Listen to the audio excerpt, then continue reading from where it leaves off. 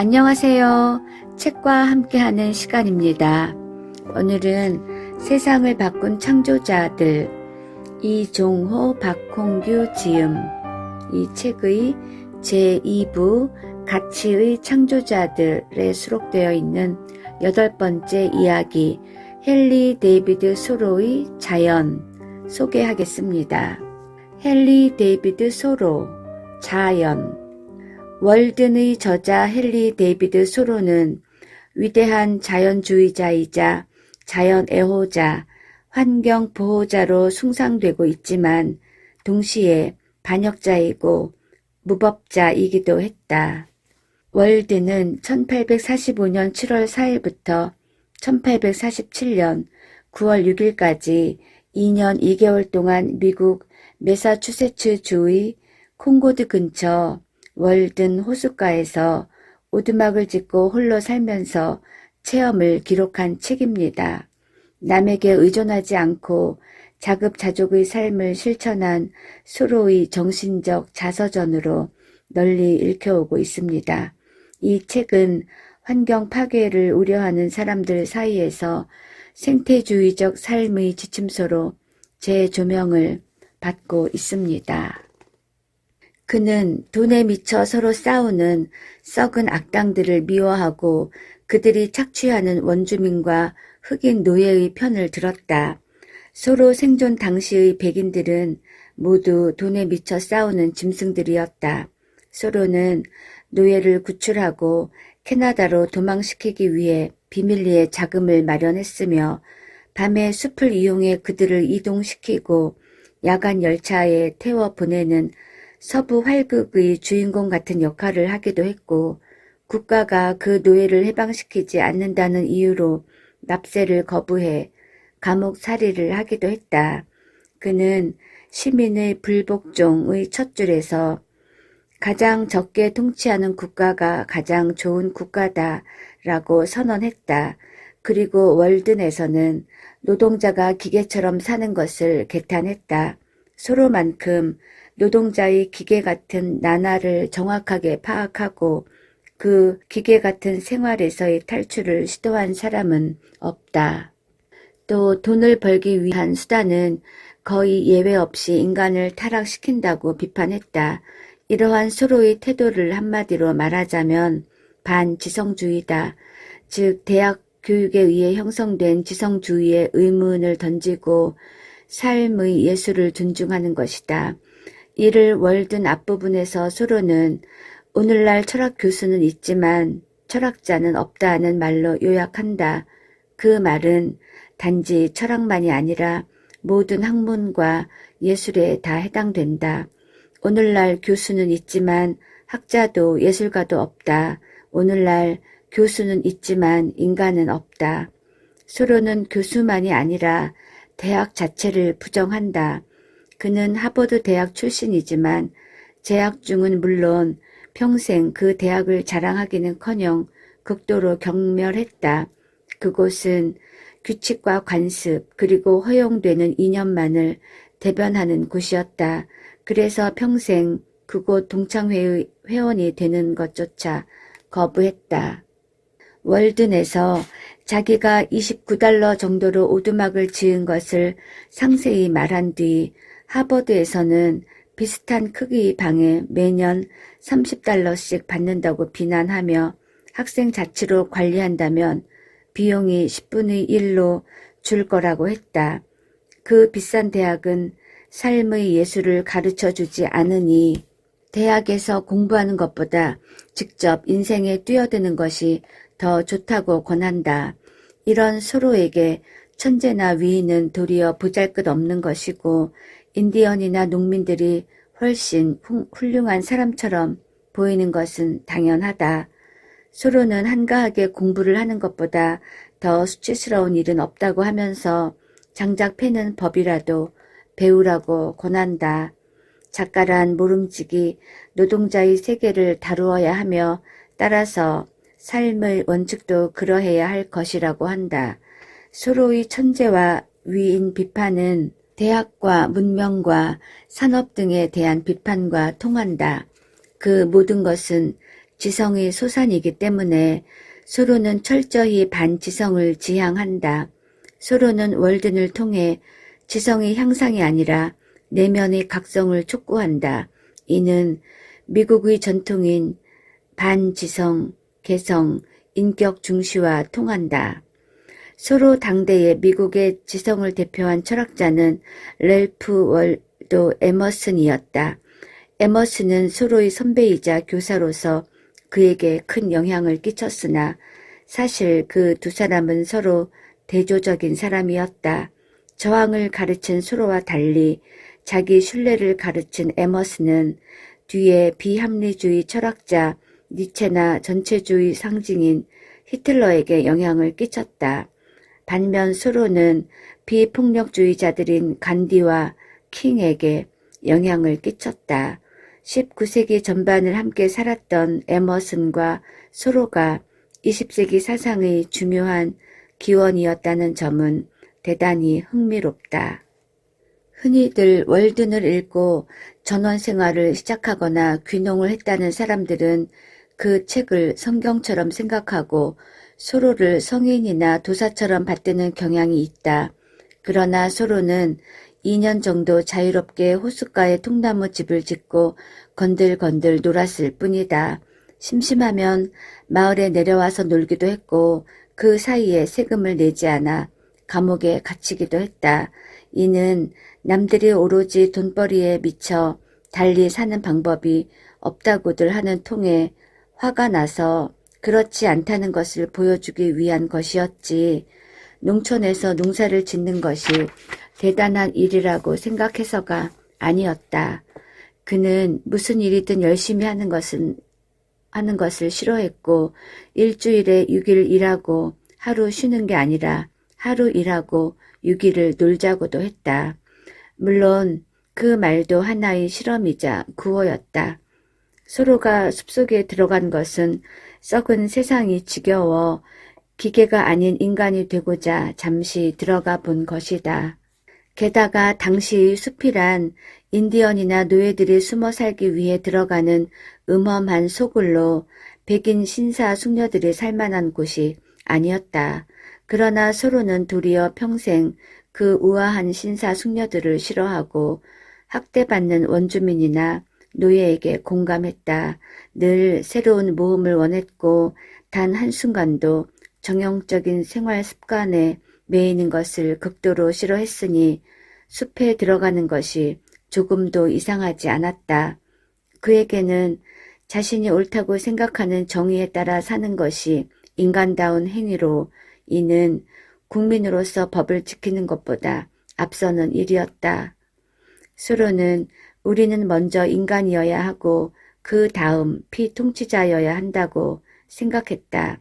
정의에 대한 존경심과 같은 정도로 법에 대한 존경심을 기르는 것은 바람직하지 않고 사람이 당연히 받아들여야 하는 유일한 의무란 언제나 스스로 옳다고 생각하는 대로 실천하는 것이라고 했다. 따라서 그는 숲속 나무 밑에서 도가 저절로 찾아오기를 기다리며 불철주야 앉아 돌을 닦는 또는 밑도 끝도 없는 말을 주절거리며 선을 한다고 하는 도사가 아니다. 또 나라의 임금이 귀양을 보내서 시골에 온 선비가 하염없이 그 임금을 그리워하면서 음풍농어를 읊었다는 저 귀거래사의 주인공도 아니다. 굳이 우리 역사에서 소로와 비슷한 일을 찾는다면 홍길동이나 임꺽정이나 장길산이고 소로의 자연은 그런 이들이 숨어 살던 자연이다. 소로는 들판의 사람이었다. 숲보다 도리어 황야에 어울리는 사람이었다. 그야말로 고독한 황야의 무법자였다. 숲으로 들어가기 전에도 그는 나무로 직접 만든 보트를 타고 강을 가로질러 그 원류를 찾아가는 위험한 모험을 했고 그 뒤로도 수많은 산과 강을 탐험했다. 그는 대학 교수는커녕 서재에 앉아있는 나약한 학자였던 적이 평생 단 한 번도 없었고 언제나 모험을 하면서 그 모험을 토대로 삼아 글을 썼다는 점에서 소로이의 대선배였다. 소로는 평생 동안 무명이었다.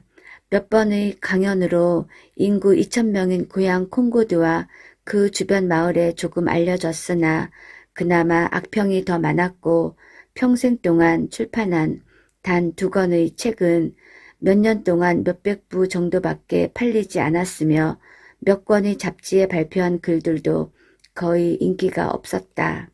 소로는 교사, 가정교사, 측량사, 정원사, 농부, 페인트공, 목수, 석공, 일용노동자, 연필 제조업자, 종이 제조업자, 작가, 때로는 삼류 시인이라는 직업을 가졌다고 했다. 그 앞에는 다음과 같이 썼다. 나의 일을 직업이나 상업이라고 말할 수 있는지는 모르겠다. 그런 일은 아직 배우지 못하고 있다. 내 일은 연구보다는 실행이 먼저다. 그 일의 상업적인 부분은 나 한 사람으로 시작된다. 그것은 하나가 아니고 여러 개다. 그 괴물의 머리 몇 가지를 들어본다. 그리고 위의 몇 가지 직업을 열거한 뒤 다음과 같이 이어 썼다. 실제로 내가 가장 일상적으로 종사한 직업은 그것을 직업이라고 불러도 좋다면 자신을 가장 훌륭한 상태로 유지하고 하늘과 땅에 출현하는 것에 대해 언제나 준비를 갖추는 일이다. 최근 2, 3년은 콩고드의 숲에서 1마일 이상 떨어진 곳에서 혼자 살았다. 물론 집은 스스로 지었다. 소로는 그 후 17년을 더 살았으나 그 밖에 다른 직업을 가진 적이 없다. 소로가 대학을 졸업한 해인 1837년은 미국에서 처음으로 경제공황이 발생한 해였으니 그로서는 지독하게도 운이 없기도 했다. 경제 사정이 나빠서 모두가 직장 갖기에 광분했으나 소로는 평생 동안 유일하게 교사직을 희망했고 교사로 몇 년을 지내고는 죽을 때까지 안정된 직장을 갖지 않았다. 당시 2,000명 정도가 살던 콩코드 마을에서 사람들에게 필요한 각종 자비를 닥치는 대로 하는 임시 비정규직이었다. 소로가 어쩔 수 없어서 그랬던 것은 아니었다. 가령 그가 종사한 연필 제조업은 미국에서 최초로 연필 제조업을 시작한 아버지의 가업이었다. 소로는 그 분야에서 주목할 만한 발명을 해내 그야말로 청년 벤처 사업가로 장래가 촉망되었으나 어떤 일이든 진득하게 일하는 것을 싫어한 그는 발명을 끝으로 더 이상 연필을 만들지 않겠다고 선언했다. 그래서 가족이나 마을 사람들에게 왜 가업을 발전시키지 않는가라는 핀잔을 들었다. 그는 돈에 구속되어 마음의 자유를 잃는 생활을 철저히 거부했다. 그 밖에도 소로는 모든 일을 전문적으로 하기를 싫어했다. 가령 소로는 스스로 농부라고 하고 다녔지만 실은 그는 농사일을 싫어했다. 그가 사랑한 것은 소 목에 달린 작은 종이 딸랑거리는 소리뿐이었다. 그래서 한 우물을 파라고 하는 자본주의 직업 윤리는 소로가 가장 싫어하는 것이었다. 그는 30대 이후로 일주일을 반으로 나누어 측량 등 일용노동이나 가업인 연필 제조업으로 1, 2일을 보내고 나머지 3, 4일 동안은 오전에는 서재에서 오후에는 산책으로 보냈다. 그가 하루 생활 중에서 가장 중시한 것은 독서나 지필이 아니라 하루 4시간 정도 산책이었다. 게다가 보통 산책이란 운동이나 기분 전환 등을 이유로 하는 것이지만 소로의 산책은 그 자체가 일이었다. 그의 글은 대개 산책 중의 관찰이나 사색에서 나왔다. 그는 언제나 플루트와 노트를 들고 산책에 나섰다. 소리에 대단히 민감했던 소로는 자신이 모래밭을 밟을 때 나는 소리를 싫어해 언제나 풀 속을 걸었다. 이런 소로를 평생 지켜본 고향 사람들이 그를 얼마나 멸시했을지는 쉽게 상상할 수 있다. 반면 소로는 44세에 죽을 때까지 적어도 대학 졸업 후 24년을 그런 멸시 속에 살면서도 도리어 그들을 철저히 멸시했다. 서로는 세속적 의미에서 성공을 이루지는 못했으나 지극히 단순한 생활 방식과 적당한 가난과 자급자족을 통해 자신이 이상으로 삼은 소박한 삶을 꾸려가는 데는 성공했다. 그런 그에게 문명이란 지옥이었다. 우리는 서로를 청빈의 은둔자로 보고 월든을 은둔 문학으로 보는 경향이 있다. 이는 19세기 말 일본이 월든을 받아들이며 일본 문학 내지 동양 문학의 관점에서 바라보았기 때문이다. 그래서 월든을 산속에 들어가 은둔 생활을 하기 위한 안내서로 보는 경향도 짙다. 그러나 소로는 대단히 합리주의적인 사람이었고 월든에서 산 것도 사람들에게 삶의 한 가지 방식을 보여주기 위한 합리주의적인 시도에 불과했다.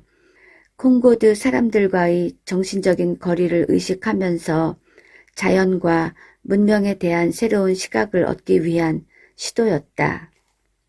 소로는 자신이 살았던 미국이라는 나라, 19세기 자본주의 사회와 문화를 지옥이라고 생각했고 그 지옥을 벗어나기 위한 저항의 의미로 자연으로 돌아가기를 주장했다. 소로 시대의 미국에서는 산업혁명이 진행 중이었고 대륙의 동서를 연결하는 횡단 철도가 건설되고 있었다. 그러면서 미국이라는 국가는 점점 확대 팽창 일로로 발전했다. 그런 시대 분위기 속에서 소로는 이단하였다. 소로는 급격히 변하는 시대에 적응하기를 거부했다. 그렇게 명백하게 의식된 부적응이야말로 시대에 대한 비판력의 근원이기도 했다. 그는 법이 인간을 조금이라도 더 옳게 만드는 일은 결코 있을 수 없다. 도리어 법에 대한 존중 때문에 선량한 사람조차도 날로 불의의 하수인이 되고 있다라고 말했다. 그런 법에 대해 서로는 법을 어기라고 말한다. 나는 수치감 없이는 이 국가와 관련될 수 없다. 나는 그 정치 조직을 노예의 국가이기도 한 나의 국가로 잠시라도 인정할 수 없다. 라고 말했다.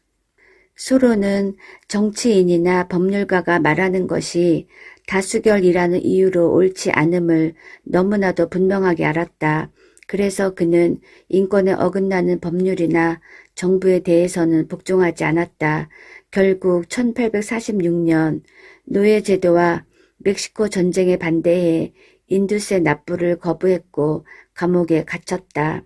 마찬가지로 1859년 노예해방운동가 존 브라운이 정부의 무기고를 습격하고 체포되자 그를 지지하는 연설을 했다. 당시 노예해방주의자들조차 존 브라운에 대해서는 소극적이었지만 오직 소로만이 즉각 지지하는 태도를 표명했다. 친구들은 그를 말렸지만 그는 예정대로 지지 강연을 강행했다. 소로는 자연과 문명, 전원과 도시의 경계에 있는 인간이었고 바로 그런 점 때문에 그 둘의 경계에 서 있는 우리에게 호소력이 있다. 월든에서 혼자 살기를 시작한 직후 그의 일기에는 경계라는 말이 자주 나온다. 우선 하나는 일상생활의 경계에서 벗어난다는 것으로 이야말로 월든 생활의 핵심이라고 할 수 있다. 이는 물질적 가치관에서 벗어나 정신생활을 추구하는 것임과 동시에 인식의 과정에서 기대하지 않은 확장감을 체험한다는 시적이고 초월주의적인 것이었다.